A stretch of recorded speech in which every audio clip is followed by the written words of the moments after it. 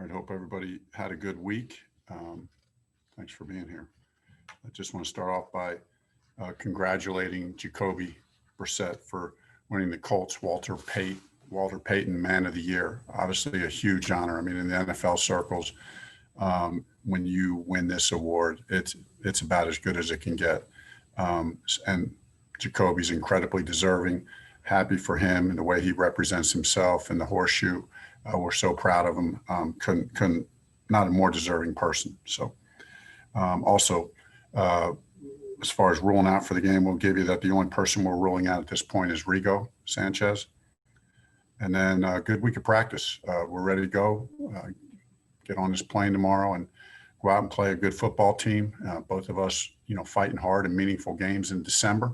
So we're going to need to lock in final preparations here mentally and go up there and play a good football game. Open it up for questions. Stephen Holder. Hey, Frank. It's a question about T.Y. I know when you got here, he had been in the league, obviously, for quite a few years at that point, but I imagine you didn't, intimately know much about him.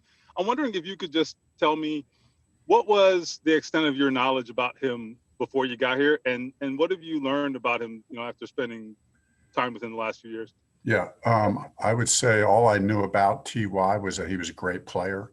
Obviously, I admired and respected his career immensely just from what he had done on the field. Didn't know anything about him personally. When I got here, as I've gotten to know him now, this being the third year, I mean, this guy is just top notch. I mean, this is the guy I want on my team. This is the guy who is a star player and is incredibly unselfish, but yet has this swaggering confidence that he wants the ball all the time and in the most crucial situations, but yet he's the most unselfish and best teammate. That's a hard thing to be able to say both those things about a person, and those are true about him, and I respect him immensely. Mike Chappell. Two things, Frank. One, how did AC come through yesterday and today? And I'm guessing he might be listed questionable. How's his week trending? Yeah, limited yesterday and today. Made progress each day. We'll have to see how he comes out, how he feels tomorrow morning. And, and as you said, Chap, will be questionable for the game, but, has taken good steps. You also, we talked to you a couple of weeks ago about playoff implications and all that. And you said if you were in the media, that'd be high on your list as well. Isn't this what you want though? In December to be playing games that means something, you're in position to do something. It beats the heck out of the alternative. Yeah. What we did, a week ago, we acknowledged that before last week, we acknowledged we're in December and we determine our own destiny in December. And that's where you want to be in this league. When you're in December, you want to be determining your own destiny. And, basically the message from there was, well, the way we determine our destiny is what we do on the practice field. I mean, you guys know that's how we roll. So, because how we handle the practice field is going to determine how we play and whether or not we win the game. So, we're in December and we determine our own destiny. That's a good place to be. Thanks, Coach. Phil B. Yeah, Coach, I just wanted to ask you about Josh Jacobs. I know he's got an ankle. How difficult is that? Because I know the bottom line in the NFL, you prepare for guys to play because you don't want to be surprised or caught off guard. But, in terms of how you have to prepare, how difficult is that for you guys, whether he plays or doesn't play? I think most of Josh, obviously a very good running back. Their backs are all talented.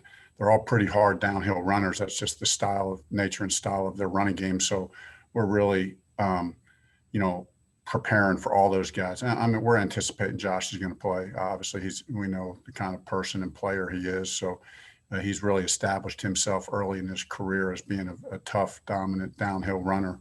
So, we'll look forward to the opportunity to compete against him on Sunday. Thank you, Coach. Kevin Bowen.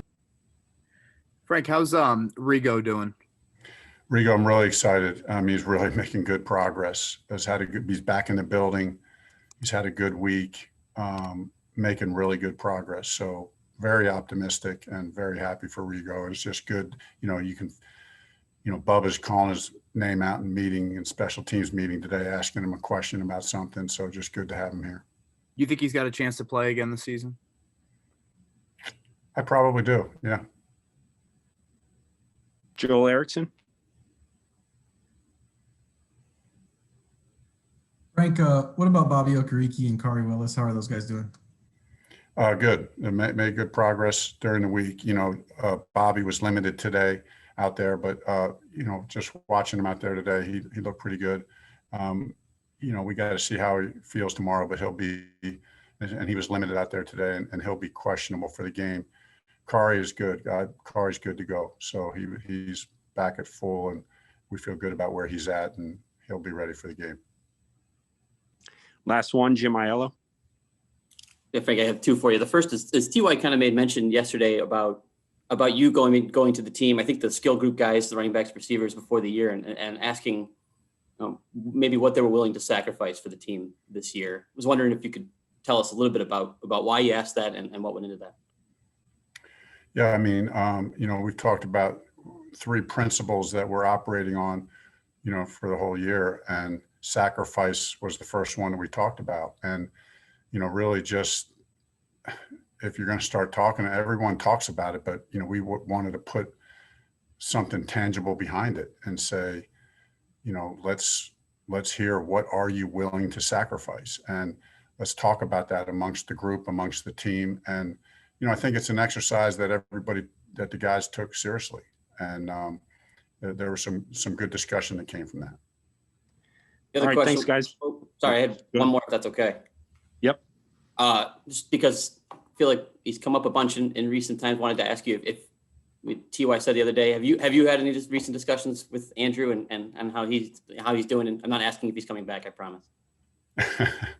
Yeah, no, I've not had any recent discussions with Andrew. We occasionally text just hello, or I've gotten 1 or 2 congratulations on a game or 2 here or there along the way, or just checking in. But yeah, still good friends. So he's watching you guys this year? I don't know. My guess is he's seen a game or 2, but my guess is he hasn't seen them all. Okay.